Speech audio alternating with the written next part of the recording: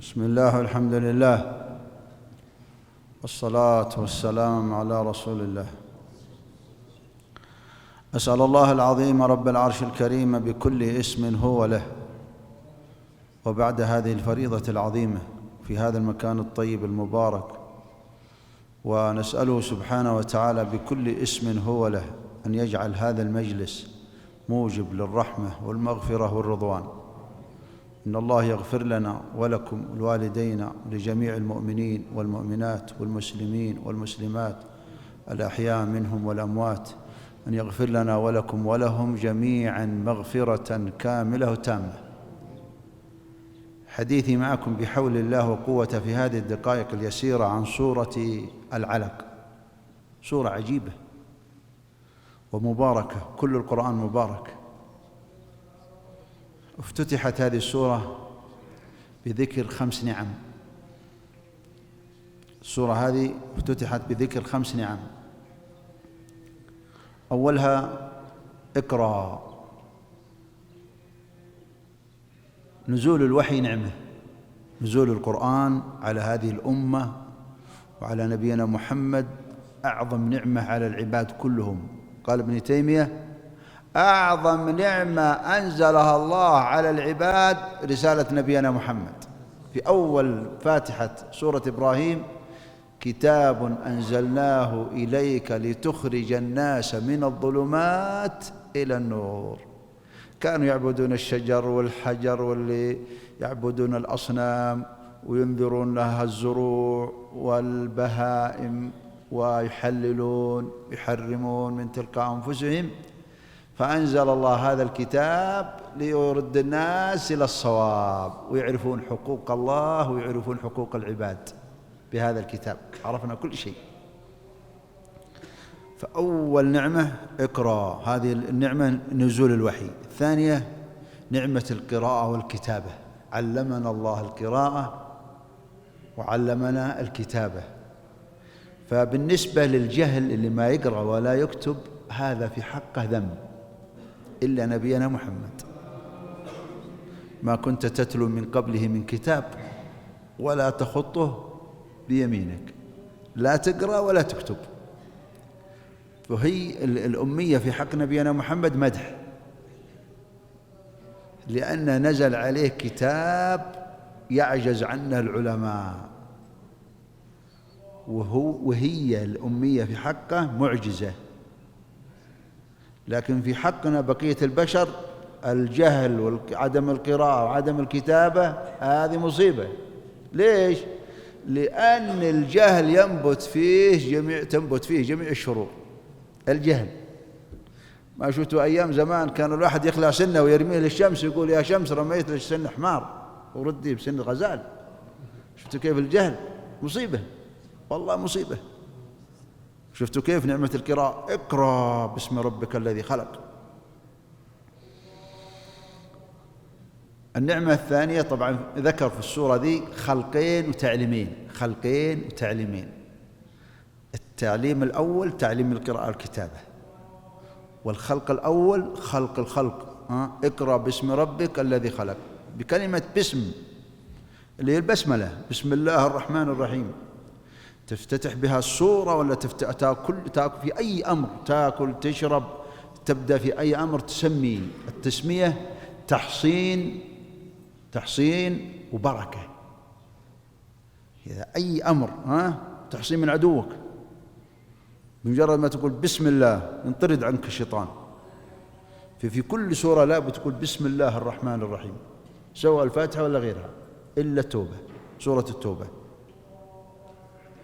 فهذا يا أيها الكرام، اقرأ باسم ربك الذي خالق المخلوقات، خلق الكون كله سبحانه وتعالى، وخلق المخلوقات، واللي خلق هو اللي يستحق العبادة، لأنه قال: خالق كل شيء في سورة الأنعام: خالق كل شيء فاعبدوه. ما دام هو اللي خلق هو اللي يعبد. قال: أخلق ويعبدون غيري. كيف؟ إذن اللي خلق هو اللي يستحق العبادة. إذن اقرأ باسم ربك الذي خلق. هذا الأمر الثالث. أولا نعمة نزول الوحي، نعمة القراءة والكتابة، هذه نعمة عظيمة. كيف نقرأ القرآن وإحنا ما نعرف نقرأ؟ كيف نقرأ العلم؟ كيف نكتبه؟ العلم هذا بعد 5 سنوات ولا بعد شهر ولا بعد أسبوع ولا بعد تنسى. فالكتابة هذه نعمة عظيمة، والقراءة نعمة. وأيضا ذكر سبحانه وتعالى إن خالق الخلق، ثم خص من العموم الخلق، بعد العموم الخلق خص خلق الإنسان. خلق الإنسان من علق، وخص في الخلق هنا العلق هي المرحلة الثانية في الأطوار السبعة اللي ذكرها: تراب، ثم نطفة، ثم علقة، ثم مضغة، ثم عظام، ثم كسونا العظام، ثم نفخ الروح. المرحلة السابعة النفخ. أول مرحلة النطفة، التقاء المرأة والرجال، 40 يوم تتحول بعد 40 يوم إلى العلقة هذه تصبح دم. والإنسان سر وجوده الدم هذا، إذا خرج منك الدم تموت، لو تجرح كذا ويستمر خروج الدم منك تموت. فهو يقول إن خلق الإنسان من إيش؟ من علق، من دم، علشان يشير إلى أهمية المرحلة هذه وأهمية الدم هذا في حياة الإنسان. خلق الإنسان من علق. اقرأ وربك الأكرم. الله اللي تكرم علينا جميعا، أكرمنا بالخالق وعلمنا القراءة وعلمنا العلم وعلمنا ما لم نكن نعلم. ثم قال: اقرأ وربك الأكرم الذي علم بالقلم، علم الإنسان ما لم يعلم. إذن نعمة القراءة والكتابة، ونعمة تعليمنا ما لم نكن نعلم. ولعلمكم الله خالق كل صانع خلقها الله وصنعته. هو اللي خلق عقله، وهو اللي خلق المواد هذه اللي يصنعون منها، وعلمه ودله. والله سبحانه وتعالى لو ما منح الإنسان هذه الأدوات اللي يستخدم بها في الصناعة هذه ما تستطيع. أعطاك العقل وأعطاك السمع وأعطاك البصر، وخرجت من بطن أمك لا تعرف إيش؟ لا تعلمون شيئا. علم الإنسان ما لم يعلم. احنا طبعا ترون تجاوزت فيها في التفسير، ولا ترى فيها كلام كثير، لكن نبغى ندخل في اللي فيه، لأن الكلمة بتاخذ وقت.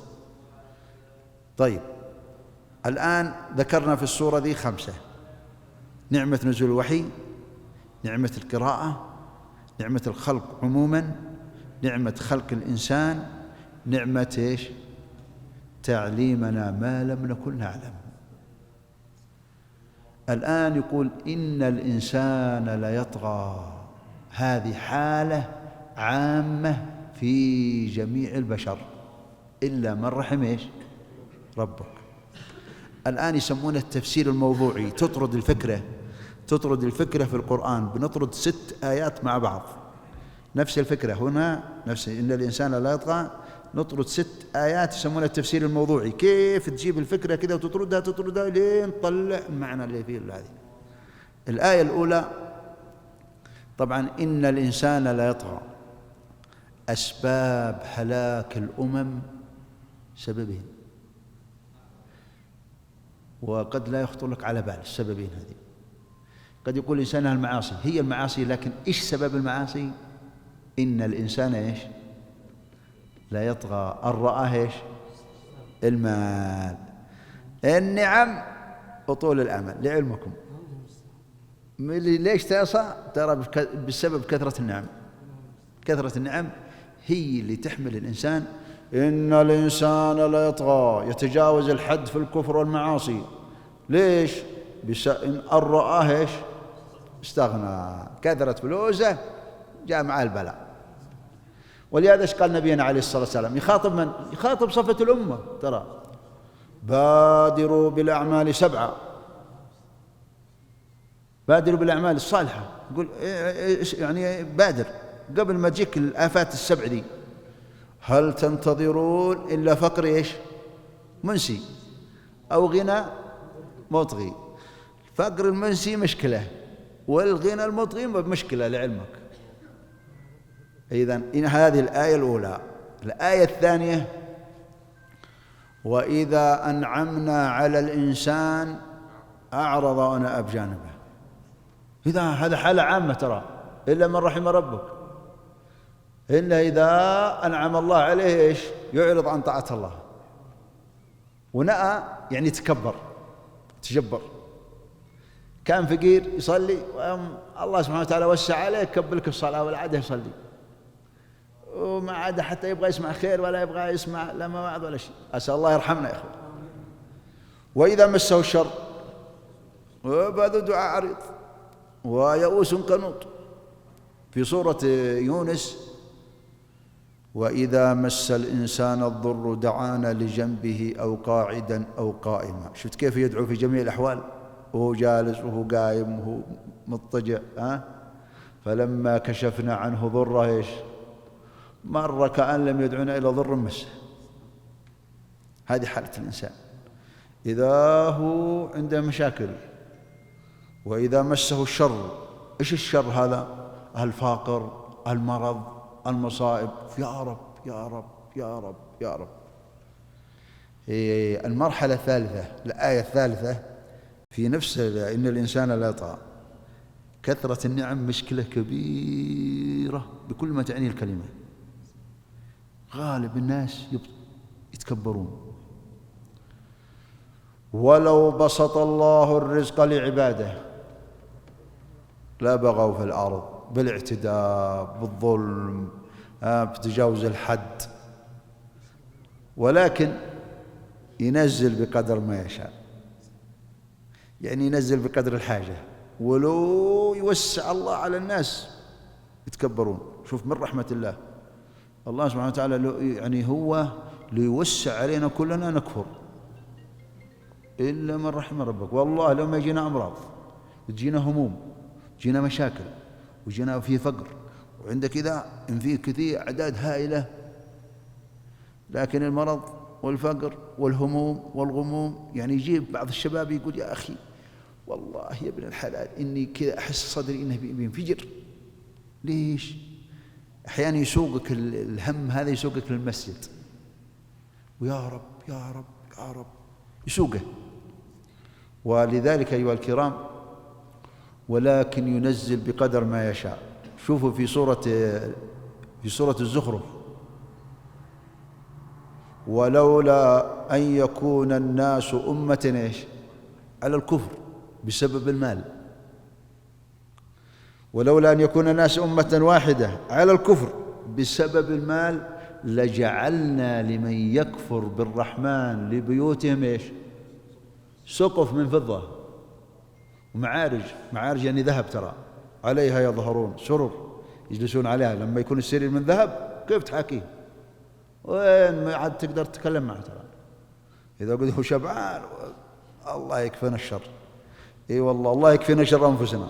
والله اسال الله يرحم ضعفنا. في سبحان الله، الله سبحانه وتعالى يقول ايش؟ ولولا ان يكون الناس امه واحده لجعلنا لمن يكفر. لعلمكم توسعه الرزق عقوبه احيانا. كيف؟ ولقد ارسلنا الى من قبلك فاخذناهم بالباساء والضراء لعلهم يتضرعون فلولا اذ جاءهم باسنا تضرعوا ولكن قست قلوبهم وزين لهم الشيطان ما كانوا يعملون. إيش قال بعدها؟ فلما نسوا ما ذكروا به، يعني تركوا ما أمروا به، فتحنا عليهم إيش؟ الآن هم قدهم يعصون الله، وسع عليهم يعني عقوبة ترى، لأنهم في مرحلة الاستدراج. في مرحلة الاستدراج يوسع عليهم علشان إيش؟ يتمادى فذرهم في طغيانهم إيش؟ يعمهون. يزيد بلاه ويزيد شره. فلما زاد شره مع التوسعة أخذناهم بغتة على غفلة فإذا هم إيش؟ مبلسون. يا ويلنا قد كنا في غفلة من هذا بل كنا ظالمين. يقولون الكلام هذا بعد إذا الله سبحانه وتعالى قد أمر. هذه الآية إيش؟ الثالثة. شوف إيش قال النبي صلى الله عليه وسلم: طوبى لمن هدي للإسلام، يعني يا هنيئا لمن هدي للإسلام ورزق كفافا وقنع. شفت لما يكون معك قناعة ومعك كفاف ستر حال، هذه هنيئا لك. ليش؟ لأن غالب الخلق مع التوسعة يبطرون ويعصون غالبا. هذه حالة عامة في الناس كلهم إلا من رحم الله.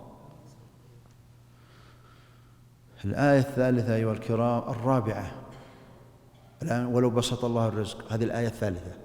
الرابعة: وما أرسلنا في قرية من نذير إلا قال مترفوها المنعمون. الآن جاءتهم الرسل: يا عباد الله قالوا إنا بما أرسلتم به كافرون. المترفين المنعمين الشبعانين اللي معهم خير، إنا بما أرسلتم به كافرون. في سورة القلم لما ذكر صفات الإنسان المجرم هذا صاحب 9 صفات: حلاف، مهين، قال أن كان ذا مال، يعني بسبب إنه كان صاحب مال وبنين، عنده خير كثير فتجبر وتكبر. ويقول عن القرآن أساطير الأولين، أكاذيب الأولين. يا إلهي يا حسرة على العباد. اي والله، أسأل الله يرحمنا. طبعا هذه الآية أيها الكرام: ولو بسط الله الرزق لعباد، لا ما هي الآية، إلا قال مترفوها إن بما أرسلتم به كافرون. أيحسبون أنما نمدهم به من مال وبنين نسارع لهم في بل لا يشعرون. إذا أنت ما أنت ماشي على المنهج وماسك طاعة الله، ما أنت ماسك طاعة الله والله يوسع عليك. أيحسبون أنما نمدهم به من مال وبنين نسارع لهم في الخيرات بل لا يشعرون. هذا لما على شر العمل، هذولا في مرحلة الاستدراج. ولذلك أيها الكرام قصة هود عليه السلام. هود عليه السلام شوف كيف كان نصح قومه، قال أتتركون يقولني وتبنون بكل ريع آية تعبثون وتتخذون مصانع، سواء كانت المصانع هذه المصانع لا ولا قصور، لعلكم تخلدون. ويقول يحسب أن ما له يحسب أن ما لا أخلده. وتتخذون مصانع لعلكم تخلدون وإذا بطشتم جبارين فاتقوا الله وأطيعون واتقوا الذي أمدكم بأنعام وبنين وجنات وعيون إني أخاف عليكم عذاب يوم عظيم. هم إيش قالوا؟ قالوا سواء علينا وعظت أم لم تكن من الواعظين. إن هذا يقول الله النتيجة فأهلكناهم. النهاية قال فأهلكناهم. باقي آيتين. إن وعد الله حق. يقول الله إن وعد في آخر سورة لقمان إن وعد الله حق. إيش هو وعده؟ الجنة، النار، يوم القيامة، الحساب، العقاب، الثواب، الجنة، هذا وعد الله حق. فلا تغرنكم الحياة الدنيا. لا تشتغلوا بالدنيا عن طاعة الله، لا تشتغلون بها ولا تضيعون صلاتكم صيامكم. الآن بتشوفون كيف في آخر سورة الحديد اعلموا أنما الحياة الدنيا لعب وله وزينة وتفاخر بينكم وتكاثر في الأموال والأولاد. هذه حقيقة الدنيا من أولها إلى آخرها، لعب، له، زينة، تفاخر بينكم، تكاثر في الأموال والأولاد. في غيرها؟ ما في غيرها. ثم ضرب لها مثال سيئة لسرعة زوالها: كمثل غيث أعجب الكفار نباته. نزل المطر على الأرض يابسة اخضرت قد ما شاء الله تطالع لها على مد البصر خضراء، وبعد شهرين اشتدت عليها الرياح والشمس وكمثل غيث أعجب الكفار نبأ ثم يهيج فتراه مصفرا ثم يكون حطاما. ثم ننقسم أمام هذا المثل إلى قسمين: منا من قدم الدنيا على الآخرة. طيب والنتيجة في الآخرة عذاب شديد لمن آثر الدنيا على الآخرة. واللي قدم الآخرة على الدنيا وفي الآخرة عذاب شديد ومغفرة ورضوان لمن آثر الآخرة على الدنيا. لا إيش مغفرة؟ ما هو عند الملك الموت، يجي عند الموت أبشر بما يسرك، أبشر بمغفرة الله ورضوانه. هذا لمن آثر الآخرة، قدم الآخرة على الدنيا. واللي قدم الدنيا على الآخرة أبشر بما يسوءك وفي الآخرة عذاب شديد. شفتوا كيف؟ طيب آخر شيء في هذه الآية: إن الإنسان لا يطغى. شفت الآية لما تطردها طرد، تشوف كيف تنطرد، تطردها في القرآن كذا وتشوف كيف إن الموضوع هذا خطير. كثرة النعم، كثرة النعم مشكلة كبيرة والله يا جماعة. هذا غالب الناس يبطرون. شوفوا الآيات كيف هي، لما لو بسط لو كذا مترفون وسع، إذا هي سبب هلاكهم، سبب الهلاك. يقول الله سبحانه وتعالى: فخلف من بعدهم خلف أضاعوا الصلاة وإيش؟ اتبعوا الشهوات. كيف أضاعوا الصلاة؟ والله يا جماعة أصبح سبحان الله مع النعم هذه فيه ناس كان المجتمع يحميه، جماعته وجيرانه معارفه، أحيانا يروح يصلي غصبا عنه، لكن قد والآن يروح يأخذ له غرفة بعيد هناك عن الجماعة، يأكل ويشرب ويكب لك الصلاة ولا صلاة. وأصبح أعداد كبيرة لا تصلي، لا تصلي مع إيش؟ مع كثرة النعم ما عاد يصلوا.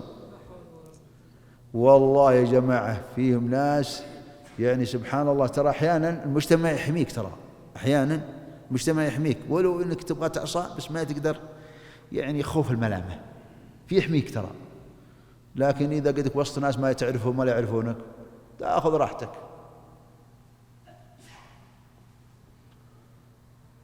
وبالتالي سبحان الله والكرام. وفيه ناس يصلون في البيت لكن ينكرونها نكر الغراب. الله إني شفت بعيني يعني قبل يومين أو ثلاثة، واحد بعد صلاة العصر جاء آخر واحد، وحين جالسين في المسجد أنا وواحد، وبعدين خرج الأخ هذا اللي كان معي، وكنت في المسجد جالس. المهم جاء الأخ هذا يبغى يصلي العصر، طبعا هو مشمر يده إلى هنا بعد الوضوء إلى هنا، أظن لا صلاة المغرب ما هي العصر لأنها جهرية، أنا لنساه هو يقرأ قدامي، أنا تذكرت أنها مغرب. المهم سبحان الله والكرام، قام الصلاة قد قام الصلاة، الله أكبر، الحمد لله رب العالمين الرحمن الرحيم، بهذه الصورة مالك يوم الدين إياك نعبد، يسوي الثوب ويسوي كذا، وخلص لك الفاتحة وهو يفك التشميرة حقت الثوب، وخلص قرأ لك السورة قصيرة، الله أكبر.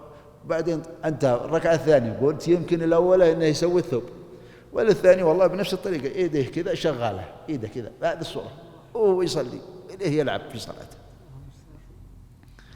أضاعوا إيش؟ يصلون. قال ارجع فصلي فإنك إيش؟ هذا يصدق عليهم حديث الرسول هذا، ارجع فصلي فإنك لم تصلي. أضاعوا الصلاة. وفيه ناس يصلون مع الإمام، والله يوم الجمعة هذا الماضية هذه، طبعا أنا كنت خطيب وصليت الجمعة، أول ما وجهت المسجد كان مليان، أول ما وجهت سبحان الله يا جماعة، تعرفون الإمام ما يطول، أول ما وجهت كذا وشوية والله يا جماعة إنهم كلهم نافرين اللي في المسجد، قومة رجل واحد بأعداد كبيرة، لا سبحان الله ولا استغفر الله ولا تسبيح ولا سنة، ومع الباب كأنهم محبوسين، كأنهم محبوسين. والله نفرة كلهم، يعني مكان بينهم اتفاق، والله تقول بينهم اتفاق وإنهم نفرة واحد، رجل واحد، وتشوفهم على الباب كذا بالشكل هذا. شفتوا كيف؟ وفيه ناس أصبحوا لا يبالون، يأكلون من حرام من حرام، من غش، من رشاوي، من قروض، من أي شيء، المهم لا يبالي حلال ولا إيش حرام، ويصلون. وفيه ناس يا جماعة، عشان شفتوا كيف الدنيا مشكلة كبيرة والله يا جماعة أهلكتنا. وفيه ناس قطع أرحامه، قطع جيرانه، القريب البعيد، متهاوش متخاصم متشاحن مع هذولا بسبب المال. شفتوا كيف انها بلية البلايا. الآن باقي درسين في الصورة ذي ونقف عندها. طبعا هو يقال إن الإنسان لا يطغى أن رآه استغنى. ننتقل إلى تهديد أبو جهل للرسول. قال محمد يعفر وجهه بينكم، يصلي عند الكعبة وما في واحد منكم منعه، والله لئن رأيته يصلي عند الكعبة لأطأن رقبة برجلي. قاتله الله. طيب ليش؟ فالله وجه له خطابين، الأولى نصيحة والثانية تهديد. هذا اللي يقول والله لئن رأيته يصلي عند الكعبة لأطأن رقبة. قال أرأيت، شوف النصيحة، أرأيت إن كان على الهدى، هذا اللي تبغى تطأ رقبته إذا كان على الحق أو أمر بالتقوى يأمر الناس بالخير وينهاهم عن الشر.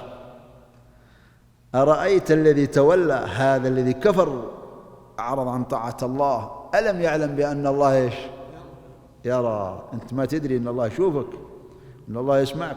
والله يا جماعة في أعداد من البشر يصدون عن سبيل الله زي هذا الرجل، يكرهون الخير وما يبغون الخير وهلا كذا، حتى يشوف ما بس يشوف كذا ما يبغى لا يسمع خير ولا كذا، شيء عجيب. يشوش كما قالوا لا تسمعوا لهذا القرآن صد. ترى الصد أنواع كثيرة ترى، يعني أحيانا إذا شاف واحد يلقي كلمة مثلا هو وراء الإمام قام قدامه علشان ما يشوف ولا يبغى يسمع ويكبر يتسنن قدامه، هذا من الأعراض. أحيانا يجيك يمسك الجوال كذا وهو يتحدث، يدخل عليه بأسئلة كذا، منها إيش يستخدمه الشيطان زي هذا الرجل. هذا يقول والله لا أطأن رقبته، يقول الله ألم يعلم بأن الله يرى؟ أنت ما تدري أن الله يراك، يسمعك، يعرف ايش في قلبك. يقول الله وإذا ذكر الله وحده اشمأزت قلوب الذين لا يؤمنون. ما يبغى يسمع خير ألا كذا مرض، أسأل الله يا حبينا. آخر شيء نقف عنده هذا التهديد، كلا لئن لم ينتهي. ترى هذا المعرض اللي كذب وتولى إذا لم ينتهي عما هو فيه لنسفعن بالناصية، نضرب على رأسه.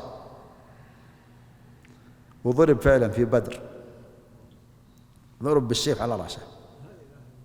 لنسفعن بالناصية، ناصية كاذبة خاطئة. طبعا آخر السورة اللي واسجد واقترب نكملها الأسبوع القادم. ما هو الأسبوع القادم؟ لا، لأن الأسبوع الثاني في الشهر ما في درس. الأسبوع اللي بعده إن شاء الله نتكلم عن سورة الأعلى ونتكلم عن السجود. كلا لا تطيعه واسجد واقترب، عشان ما أطول عليكم. واسجد واقترب، لا تطيعه في ترك الدعوة ولا تطيعه في يأمرك في ترك الصلاة، لكن في ناصية كاذبة خاطئة. نتكلم عن الكذب، وما أدراك ما الكذب، المؤمن لا يكذب. اللهم إنا نسألك أن تجعلنا ممن يصدق ويتحرى الصدق. الكذب من خصال النفاق، وأصبحت يا جماعة عادة مستساغة عند بعض الناس. كذا قد هو مجند نفسه إنه في المجلس لا بد يسولف بحق ولا باطل، إما إنه يجيب قصة حقيقية ولا إنه يجيبها من عنده ولا عاد عنده ولا يبالي. إما إنه استساغ الكذاب هذا وإلا أنه لا يشعر. طيب إيش مشكلة الكذب يا جماعة؟ ناصية كاذبة خاطئة، الكذاب هذا خطير. الكذب قالوا المؤمن يزني، قال نعم ممكن يزني، لا يزني الزاني حين يزني. يسرق، نعم. يكذب، قال لا. سئل الرسول أيكذب المؤمن؟ قال لا. قالوا ليش؟ قالوا لأن الكذب والصدق متعلق بالإيمان. إنما يفتري الكذب الذين لا يؤمنون. يفتري الكذب الذي إيش؟ لا يؤمنون. يفترون على الله الكذب وما ظن الذين يفترون على الله الكذب. إيش يتوقعون يوم القيامة؟ إيش يتوقعون؟ يحللون يحرمون، فيها شيء يا رجال إيش عليك؟ اترك من هذا، لا يحلل يحرم من عند راسه. وما ظن الذين يفترون، أكبر مشكلة في الكذب اللي يكذبون على الله، يحلل ويحرم من عنده. طبعا أذكر لكم 3 حديث. أولا سئل الرسول أيكذب المؤمن؟ قال لا. أبو بكر الصديق قال إياكم والكذب فإنه مجانب للإيمان. قال يطبع المؤمن على الخلال كلها إلا الكذب والخيانة. الخيانة والكذب، قالوا إيش العلاقة بينهم؟ قالوا كفى بالمرء خيانة أن يحدث أخاه هو مصدق له وهو كذاب. خيانة، يكفيه خيانة. يجيك والله يسولف لك بقصة والله الذي لا إله حصلت لي وأنا متأكد من، ويحلف. وتعرفون يقول فلا تطع كل حلاف إيش؟ ما هي ترى اللي كثر بالحلف يعرف أنه كذاب بدون ما تسأله ولا شيء، يجيك حلف حلف حلف، لأنه يعرف أنه إيش؟ يبغى يغطي الكذب هذا بالأيمان هذه. وهذه شغلة المنافقين، من صفات المنافقين الكذب. الله يرحم حالنا. والله ترى ما نقول هذا للتعالي ولا إن الإنسان ما عنده، والله إننا مقصرين، لكن من باب أن الإنسان يتحرز ويتحرى صدق، يسدد ويقرب بقدر ما يستطيع وينتبه. قال يصدق ويتحرى إيش؟ الصدق، يسدد ويقرب. المهم أنك تحاول أنك تترك المصيبة هذه. طبعا يا أخوان الكذب هذا له علاقة بالخيانة.